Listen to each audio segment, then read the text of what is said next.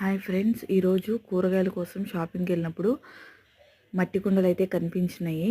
సరే, ఒక మట్టి కుండ తీసుకుందాము, మట్టి కుండల్లో వండుకుంటే మంచిదని చెప్తున్నారు కదా అని చెప్పి మట్టి కుండలు అయితే చూస్తున్నాను. మా వాడే వచ్చి వాటిని టచ్ చేయబోతున్నాడు. నేను చేస్తున్నాను కదా అని చెప్పి అవి పగిలిపోతే మళ్ళీ డబ్బులు కట్టాలి కదా. నాకు భయం వేసి మా వాడిని వెనక్కి వెళ్ళిపోమన్నాను.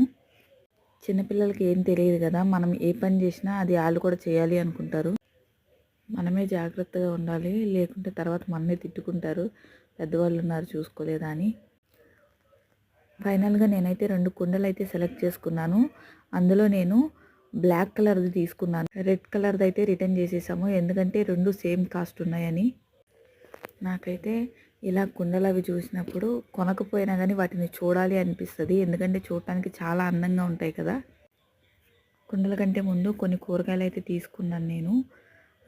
ములక్కాయలు, బీన్స్, మరి కొన్ని కూరగాయలు అయితే తీసుకున్నాను. సంక్రాంతి కదా, చెరుగ్గళ్ళు వచ్చినాయి. చాలామంది అడుగుతారు సింగపూర్లో అన్నీ దొరుకుతాయా అని చెప్పి. నేను చాలాసార్లు చెప్పాను, అయినా మళ్ళీ ఇంకొకసారి చెప్తున్నాను, ఇక్కడ అన్నీ దొరుకుతాయి. చూశారు కదా, చెరుగ్గళ్ళు కూడా వచ్చేసినాయి సంక్రాంతి సందర్భంగా. అయితే ఇక్కడ చాలామందికి డౌట్ ఉంటుంది, సింగపూర్లో ఉన్నవాళ్ళు ఫెస్టివల్స్ చేసుకుంటారా, చేసుకుంటే ఎలా చేసుకుంటారు అనేది.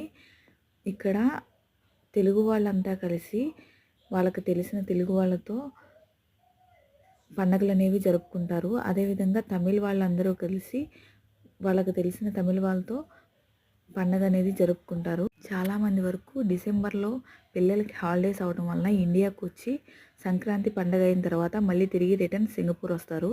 ఇక్కడ తమిళ్ వాళ్ళు సిటిజన్స్గా ఉండటం వలన వాళ్ళకి షాప్స్ ఉంటాయి కదా, సో వాళ్ళు ఇండియన్స్ అవ్వడం వలన వాళ్ళకి ప్రతిదీ తెలుసు కాబట్టి మనం ఎలా తింటామో వాళ్ళు కూడా అలాగే తింటారు కాబట్టి మనకి ఇక్కడ ప్రతి ప్రోడక్ట్ దొరకడానికి అవకాశం ఉంది. నేనైతే ఒక 3 రోజులకి సరిపడా కూరగాయలు అయితే తీసేసుకున్నాను. కూరగాయలు తీసుకెళ్ళినాక 2 రోజులు వంట చేయటం ఈజీగా ఉంటుంది. ఏదో ఒకటి వండేద్దాంలే అని తీసి టకటకా వండేయచ్చు. అదే కనుక కూరగాయలు అయిపోవచ్చే లెక్కనైతే వండుదాంలే, ఏదో ఒకటి అడ్జస్ట్ చేద్దాం ఈ పూట అనిపిస్తుంది. కానీ ఆ టయానికి ఇక ఆలోచిస్తూ కూర్చుంటాము, ఏమి వండాలి అని ఏమీ అర్థం కాదు. Okay friends, thank you for watching. Like and share, subscribe.